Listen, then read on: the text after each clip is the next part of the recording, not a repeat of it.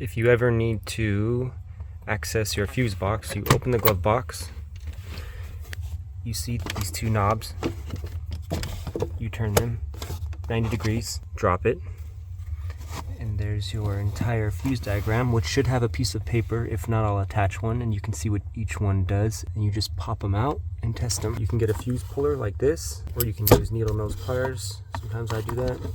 Just pull it out, look at it, try to see if it's burned, if it's got burn marks or anything. Look at the middle, see the metal in the middle, it's connected still. So this one's still probably good. You also have spare fuses at the top if you need them. You can connect pins here and here to trace this back, which I'll show.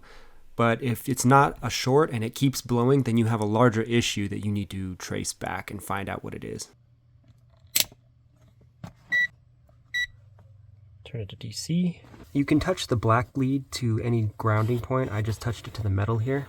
I'm in DC voltage on my multimeter. I'm just going to touch it to either side. So right now I'm touching it to the right side of the 30.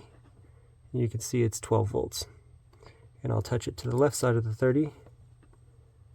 And it's 12 volts. So you can touch it on either side. You can tell the fuse is good before you take it out. That's a little more tedious. But if you're trying to track back things, this could be easy. We'll take this bigger fuse here. Looks good, but you may want to test the continuity. So in that case, you need both your leads and put it to the continuity setting. You touch the leads.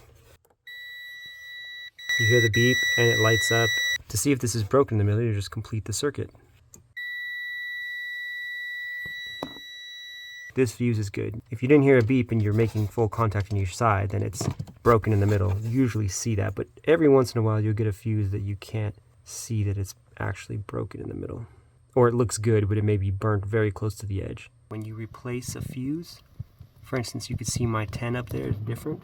It was a 10 originally. Make sure the amperage is identical to the ones you replace it with. In a pinch, if you had to, you could do a lower amperage, but don't do a higher one because the point of the fuse is to protect the circuit.